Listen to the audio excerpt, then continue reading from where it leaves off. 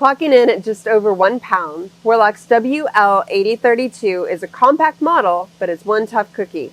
Don't be fooled by its size. The WL-8032 puts up a good fight against sledgehammers, saws, bolt cutters, and the like.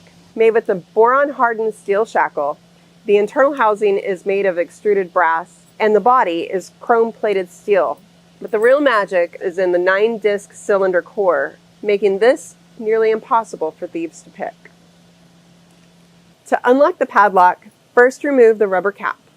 Then insert your key into the locking mechanism. Sometimes during transit, the disc can shift. What you do is you put your key as far as it'll let you go, and then gently twist back and forth until it allows you to go all the way through the mechanism and turn completely around.